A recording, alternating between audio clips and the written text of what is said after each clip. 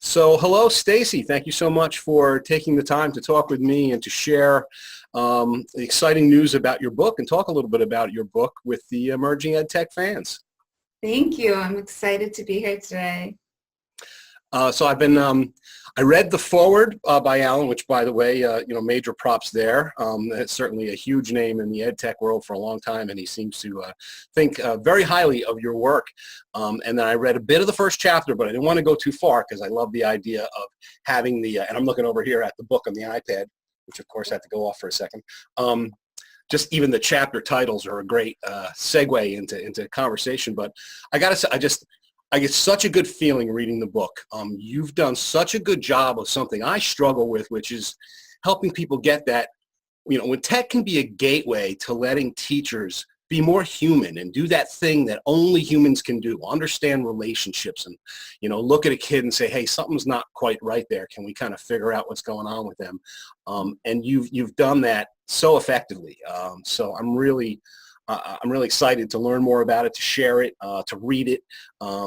So tell the folks a little more about you. I know I saw your official title is Director of Innovation and Education Technology at Bullis School, which I assume is a high school? We are actually a K through 12 independent school outside of DC in Potomac, Maryland. I do work mainly with the upper school I have for a number of years now, but we infuse technology K through 12 here. It's a little bit different with our littlest kids. They have iPads. Our middle school and high schoolers have laptops, but pretty much all the tools that that we use, that I love the most, are accessible on all the devices that we have. So so it works well. Excellent. Yeah. I love those kinds of schools. It sounds like, you're really getting the opportunity to innovate and do fun things. Now, you have a background as a teacher, right? Yeah. So I actually started, I studied economics, got my master's in economics. I did economic consulting for a short amount of time. It was not my calling. And I talk about that a little bit in the book and how I really kind of went with what I loved and what I was passionate about, which was math and teaching math. And that's kind of why I had studied economics. It was applied math. And so I've been teaching. This is my 12th year at the school. I mean, I still teach a little bit. I teach a math class. Most of my work is working with teachers and integrating the technology into their classes and brainstorming ideas and coming up with new projects and, just thinking through what problems we have in the classroom, what solutions we're looking for, and many of the times technology can be a piece of that solution. And that's really my approach, because that's kind of been my story, is I found a lot of solutions in the technology to issues I was having in the classroom or things that I wanted to do better. Right. Yeah, I've heard that story numerous times with folks like yourself that, we connect through social media and see each other's work and stuff. But the idea that there were teachers who embraced the technology, learned how to use it well, and before long, if they were working in the right kind of place, they said, hey, maybe you're the right one to help guide us, guide more of the teachers doing this. So that's great. I got the sense quickly in starting to read your first chapter that you were very willing to be vulnerable, to share your story and your challenges. And then you get into this idea of letting go of control, for the teachers. And I think it's one of the greatest challenges and one of the most potentially rewarding things that you can do in the classroom. If you're willing to let students take more of the control, which, to me, when I just hear the words, it just ends up making so much sense. I mean, if students are going to really own their learning, they're going to have more control. But, tell me a little more about that, those learning how you needed to do that and maybe some of the situations in which you did. Yeah. So me becoming vulnerable, talking about my story, this is my first time really laying it out there. So it is, it's not what I'm usually the best at. It's not something, what I talk about in the book is things I've never talked about before, Mm-hmm. even to really close friends. So it was, you know, like the decision to write it, just finally, I feel like I've learned enough. I've seen enough of other people starting to share their stories, and I know how I've been impacted by that. And I just felt like, what good am I doing by not telling it? And, you know, let me lay it out there and let me see if it could potentially help other people. I do talk very personally, and I do want people to see things from my lens.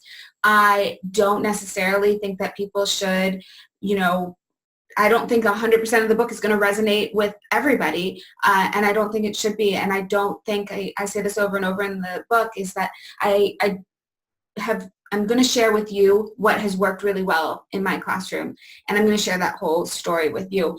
But I don't think you should be teaching exactly like me. And the teachers I work with, we adapt it to, you know, their style. And that's really what it's about, is finding what works for you and adapting it to your style. And I'm going to share what's worked for me and some of the ways that I've evolved and made it work for myself even better. And maybe that will serve as some inspiration, or maybe that will help you figure out what clicks with you best. Sure. And, you know, so a lot of it is my evolution, and also talking about, like, when I flip my classroom, you know, people think, oh my God, I got to flip my classroom and I got to do these million things. I talk about, I literally have this 8-year evolution process, and I lay it out: year 1, year 2, year 3, year 4, what I focused on. And I think that has been, in a lot of ways, why I found success with a lot of these things is, you know, I picked something really solid, a really solid goal that I wanted to work towards that year, and I just focused on that. And I didn't focus on doing 3 different things at once. So when What was that first goal? the first goal was just to make videos for the classroom, but it was because of a problem that I was having. So in AP Calculus, I found that I had too much material to get through in the class period. I was talking too quickly. I didn't have enough time to get around to each student in my classroom. And that's something that I was loving the most as a teacher, especially being an independent school teacher, where, you know, I have 15 kids in a class, 16 kids in a class. I can sit down with each of them every single day. And that's a beautiful thing. But when I had so much material to get through, I was at the front of the room on the board for way too long. And so that's when I started looking to technology for a solution. I learned about screencasting, and that was it. That was like my light bulb moment. I just learned about screencasting. I was like, okay, I'm going to make some videos. I'm going to make videos, and I'm going to be consistent with that, because that's kind of the type of teacher I am. I'm very routine. I like to kind of have a lot of structure in things. And so I'll talk to you in a minute. Remind me to get back to how that has gone to the piece of, like, letting go of some control, because that's been an evolution also, which it is for everybody. But so my first year was just about making the videos. My second year was about changing some of the activities that we were doing in the classroom. I saw a need for that in my first year, but I needed to focus on making the videos really well. That's what I needed to do for myself and for what I felt my students needed. So the second year I focused on, you know, changing up the activities we did in the classroom. Then the third year I rolled it out to my Honors Algebra 2 class, and I started really embedding quiz questions into the video, because I saw a great need for making that a little bit more interactive. And then my fourth year I started incorporating the, you know, the interactivity into the videos in my AP Calculus class, and I started doing some more stuff with getting kids talking on the board, and how I was asking those questions on the board, and how I was letting everybody interact with it. So it's been a big evolution. And I'll get back to that part about, you know, letting go of some control in the classroom, because I think that's a really challenging part. And that's one of the reasons Alan November actually inspired me so much. And it's amazing that he wrote the foreword to this, because it's like totally full circle for me. But, you know, he asked the question, this very simple question: who owns the learning, right? And I think so many times, you know, as teachers, we feel like if we don't teach it to the kids, and if we don't teach it right on the board, then kids aren't going to learn it. Like, it is our responsibility to do all of that. And to me, I've learned that I can become this facilitator in the classroom, and I can really coach the kids to coming up with a lot of their own understandings by being them by being there for them when they are exploring, when they are solving problems. When I was lecturing in the classroom, we didn't have enough time for them to fully explore. And so, if we had 10 minutes of problem solving, when they had a question, they would be like, oh my God, Miss Roshan, I need your help because, I only have 5 minutes left, and if I don't finish this now, I'm not going to be able to do my homework. And so they felt a lot of pressure, right? Mm-hmm. But now that I've opened up the space for us to have 45 minutes in the class to work on problems and to collaborate with their classmates, they much rather talk to their friend about a question than to talk to me about a question. Mm-hmm. Just because there's that time and space, there's not so much, like, oh my God, I need my question answered, otherwise I'm not going to be able to do my homework tonight. By relieving that, it changed my classroom dynamic more than I could have ever anticipated. And I think that's been a really beautiful thing. And then for me too, just being able to start with the flipped classroom videos and being able to get out like the stuff that I felt like I needed to get out, I got it out in the video. And then in my classroom, I became a much more flexible, relaxed teacher, and my whole classroom environment shifted immediately. And so to me, that was like a big shift for me in how I was teaching. Wow. So yeah, you hit on so many things there that that I've so you and I have both been involved in flipped learning for quite a while. Probably going back to somewhere around the same time. I first heard of it in 2011, and by 2012, I was sinking my teeth in big time. But yeah, so a lot of the things that for many years I ran this 4-week online workshop after I'd learned sort of from many other educators what was working and what wasn't, and what would you want people to know about flipped learning if you could look back and tell them. Some of the key things that it sounds like you kind of came across, finding what works for you, easing in, absolutely, start somewhere and iterate. You don't have to, figure it all out from day one, but it's good if you do know up front that you want to think about what are you going to do with that time you're going to free up? How are you actually going to use it? Another really important thing you hit on there too was some kind of engagement during the content consumption, all right? Not just watch a video, but how can you make it so that they've got to interact in some way? And there's a lot of techniques for that. And you talk about building in questions. Edpuzzle by any chance, or one of the other tools? Yeah, I use Edpuzzle now. Yeah. And so to me, it's not just about, the kid like actually doing something. Well, it is about them doing something during the video, but it's not just about like monitoring them. Like, did you do this assignment or did you do this assignment? But for me, it's a ton of information because I'm given all this information before I even step foot in the classroom, which I never could have had before. And so that informs, yet again, how I'm going to run the class the next day. So instead of me being like, okay, this is my agenda, this is what I've got to get through because this is, my curriculum, obviously I've planned out my curriculum, but I can really take the pieces, I can really listen to what students are struggling with before they even step into the classroom and kind of build the class period around those needs. So it just, gives me all this information ahead of time, and it also helps students self-assess, and it helps them create a better awareness of what they're understanding and what they're not understanding. And I think that's something that you really have to ease kids into in flipping your classroom, is helping with that, because it's a really, really hard skill to know what you understand and to know what you don't understand. And kids can watch a video and they can tell you, check mark, it was easy. But you give them a question and it's like, okay, I don't really know how to get started right now. If I can make them a little bit more aware of that while they're watching the video, which is what I feel like tools like Edpuzzle do, then we're just one step ahead. And I'm also helping students really create that awareness of, do I really understand it? Do I not? Because I think as teachers, we all feel the very worst when a kid says, I aced that test, and then you go to grade the test and it wasn't great at all. I feel like that's one of the worst feelings. It's much, much worse than when a kid is like, I didn't do well on that test, and then they do better than expected. Sure. That feeling of them thinking I was up here and then them being here is really, that's just doesn't feel great. And it's like, that's a skill that we need to help teach them. And I think that's really important, is to remember that. Yep.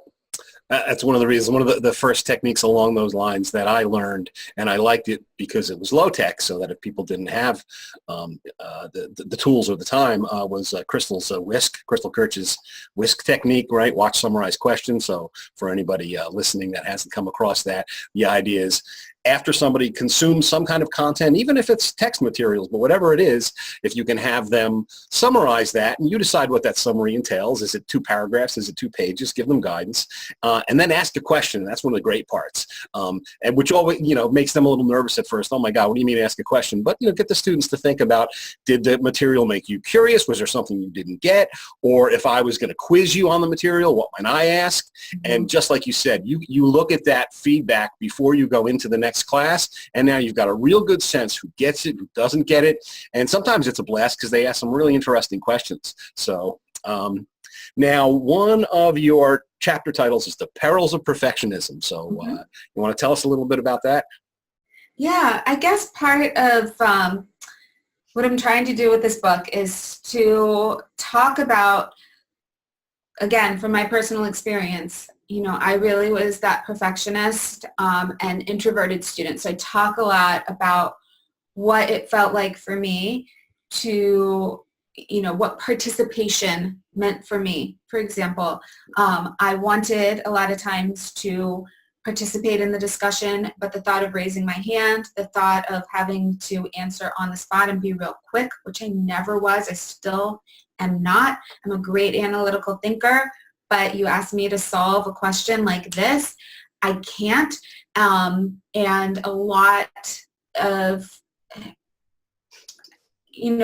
a lot of teachers growing up, a lot of or maybe it was just my perception of it, because there were a lot of quick kids in the class. And Joe Bowler talks a lot about this, which really helped me become brave enough to talk about it also, is, equating quicker with smarter.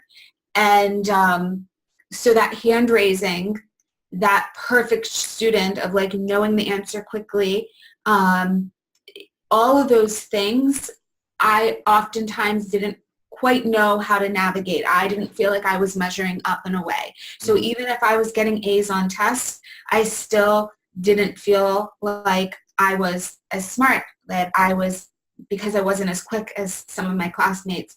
I didn't always get to participate in class in the way that I wanted to, because if I was raising my hand, I was thinking over what I wanted to say. I would get, a certain level of anxiety with that. I wouldn't get so anxious about it. I see some kids in my class get way more anxious than I ever felt.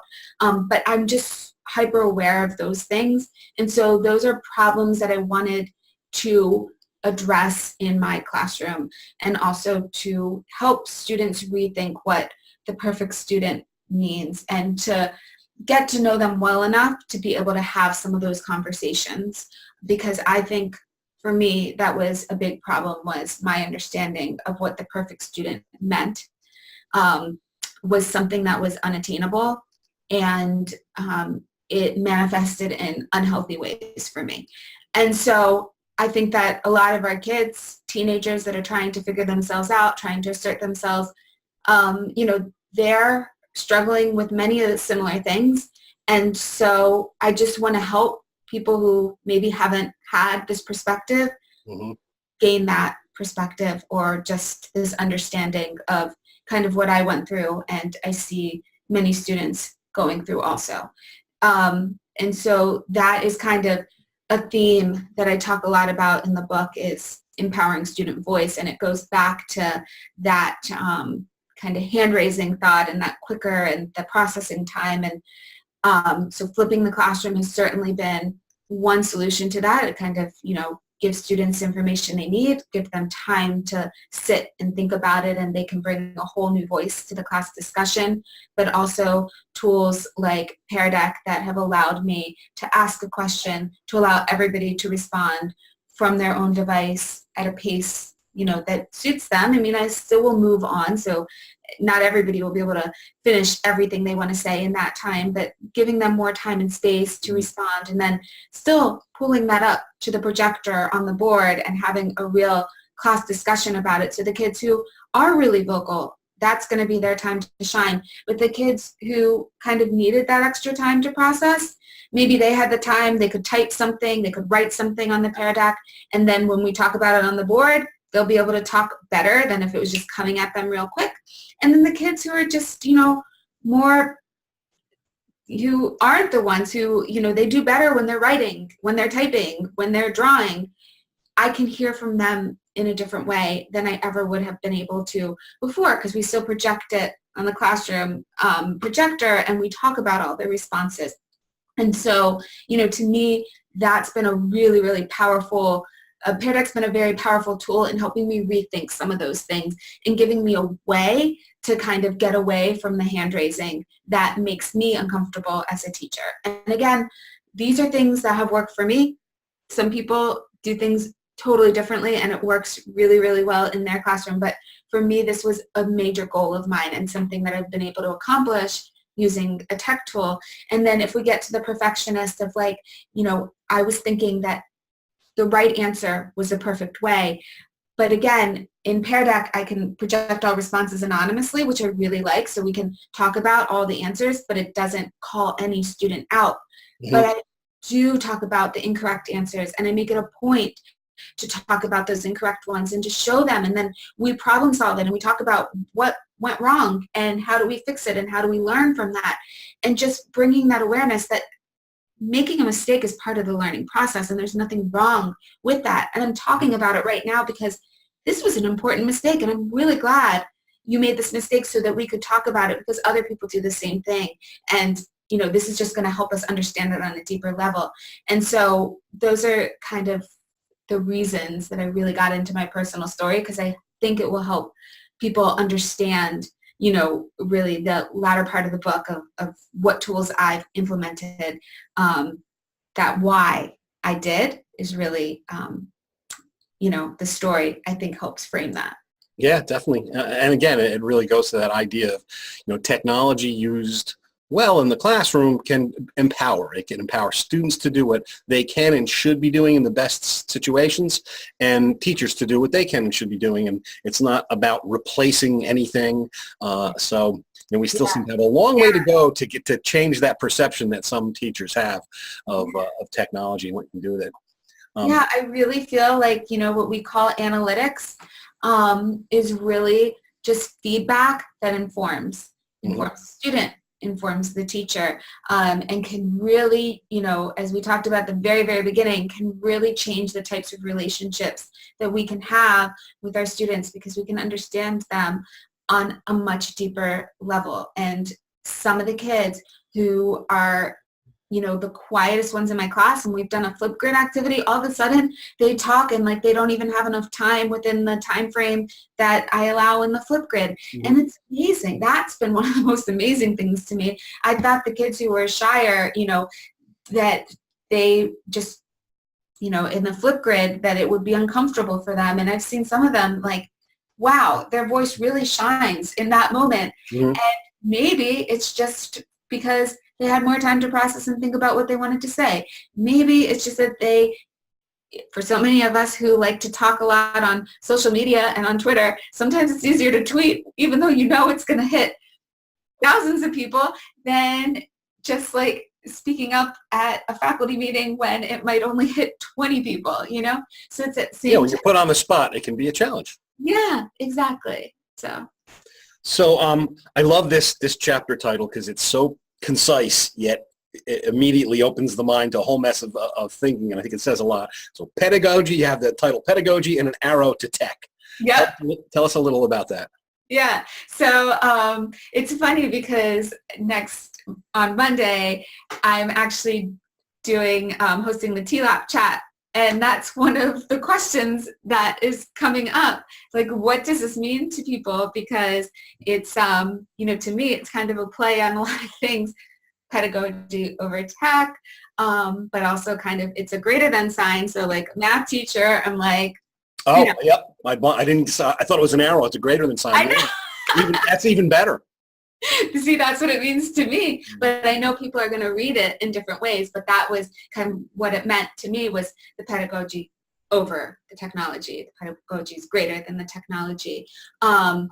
And so to remember to start with, a lot of that chapter is, I say, let me start with the why. Let me start with my process. I talk a lot about the tools that I use, or like my kind of the essentials that I've used, but I try very hard to kind of paint this thing of it's not the tool itself. I'm going to take you through the tools that have been essential for me, but I'm going to take you through them because I want you to get into my process for selecting these tools, right, and why I've selected them, mm-hmm, and how they've transformed my classroom. So it's not about the tool itself. It's about that process for me of discovering that tool and how it shifted my classroom. And that's what I want to share. So if one of these tools, for example, I talk a little bit about Zaption because that was a tool that really shifted things for me.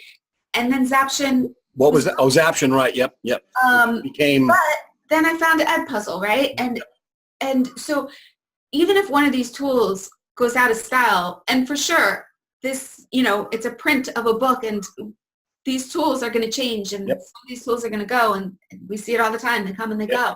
But it's if you select the tool with some of that process of thinking through the problems and how this could potentially provide a solution for you and how that's going to, kind of manifest itself, then it's not so much the tool itself. You're going to find a tool that's going to meet that need. So if one of these tools, was gone, you're going to be able to find something else that's going to kind of replicate that goal that you had going into it.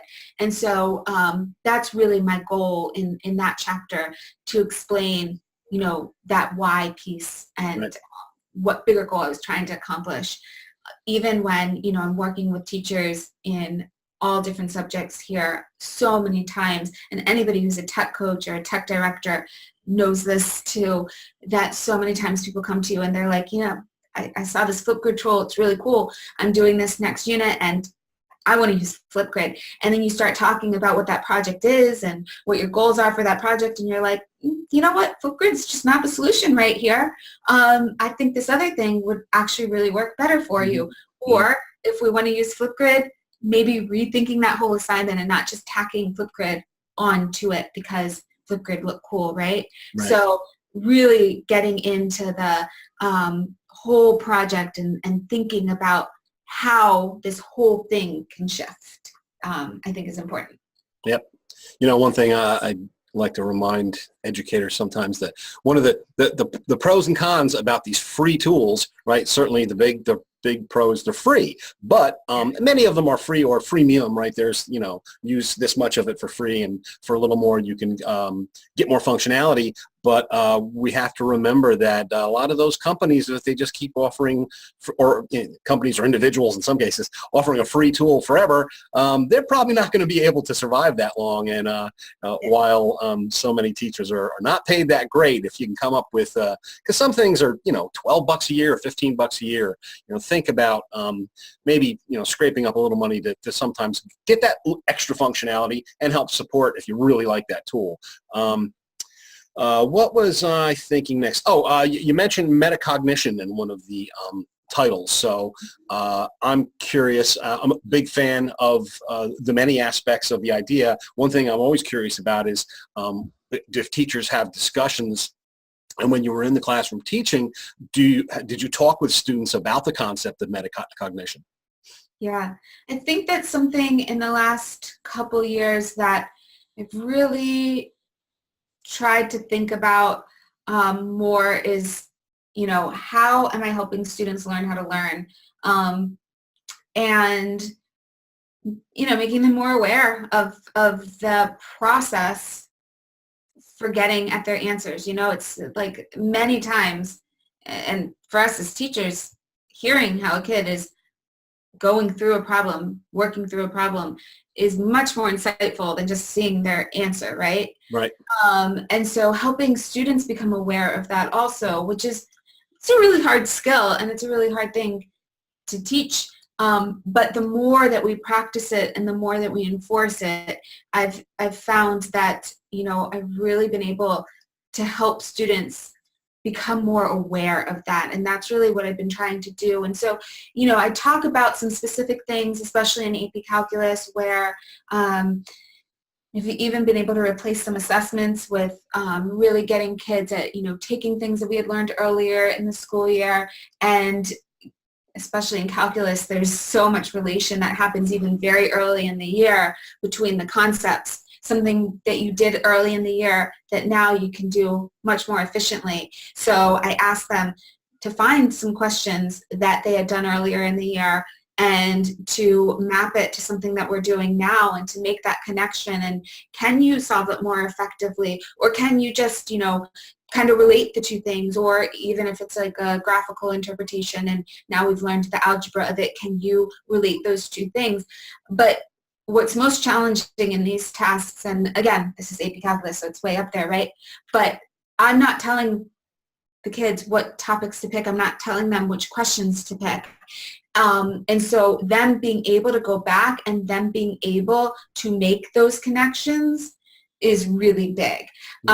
And so as they do that, they have really become better studiers, and they have a whole, like when we got to exam review, it was a whole different level of being able to review for that exam because they had been doing this type of activity. So they knew that when they're studying, that's really what it's about. It's not about learning how to do, the related rates questions for the boat type question, for the, cylinder type question. It's not anymore about just like thinking about the problems in like, okay, it was this chapter and this subunit and I got to study that.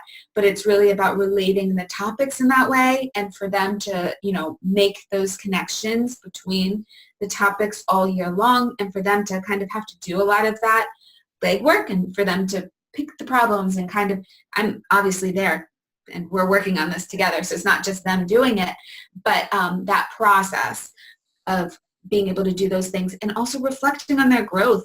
I think it makes them really proud because they're like, oh my God, I can't believe how much I've learned. And just bringing that awareness in and documenting that in a way, not just talking about it, but actually having them document it so we can look back on old things, I think is really cool and something that I've been working really hard to help all students understand. All right, great. And I should have probably said this beforehand, right? So for those who might not be familiar with metacognition, it is essentially, and some may disagree with however I choose to paraphrase it, but the idea that learning about learning, reflecting upon learning, being more self-aware of learning has been shown to help students learn better. So, this is great. I'm really excited to read the book, really looking forward to it. You have a number of places online where you share a lot of things, right? So you're out on Twitter at BuddyXO, right? BUDDYXO. Yeah. And let me make sure I get it right. TechieMusings.com. So TechieMusings. And I'll put that link up in the video. So you blog out there and share a lot of great resources. Any other particular places that you're, and by the way, the book is available on Amazon. So Tech with a Heart, right? Just Tech abbreviated, TECH with a heart. Heart. Yep, I have it right here. Let's see. There it is. Right. Yep. So I have no doubt you're going to do very well with it. Really appreciate you talking with me today and sharing with the fans. And I really look forward to sharing this video. And I'm sure as I dig into the book, it's going to inspire me to write some pieces about some of the ideas in there. Thank you. And also if any of your viewers go to, because they did write this with Dave Burgess Consulting, and if you go to their page, they do have free sample pages, so they have more pages to read, so you can read the first couple chapters right there for free if you just want to dig in. And I also have a little video that's like a book trailer video that kind of explains a little bit more about what the book is and some kind of gives you a little video overlay of how I'm using the Pear Deck and how I'm using the Edpuzzle. I have some little clips from that, and then also, and it says it in the book also, but I do have on my blog, I have a resources page for this book, and so I link there some specific activities that I talk about in the book so that I always think it's nice to start with something and kind of remix it for yourself. A lot of times it's easier than starting from scratch. So I have some activities up there and some lessons that I talk about in the book that teachers can just copy and then remix, edit for themselves. Awesome. That's great. So that is Dave Burgess is for the Teach Like a Pirate guy, right? Yes. Yeah. Oh, that's great. So he started his own kind of publishing? Yeah, so he Well, has a that's ton of fantastic. great So books. Yeah, DaveBurgessConsulting.com, and again, I'll put that link up there. yeah, So looking forward to exploring that too. thank All right, so thanks again, Stacey. This has been awesome. Best of luck with the book, and we'll see you out there online. It was great talking to you. Thank you so much. All right, thanks, Stacey.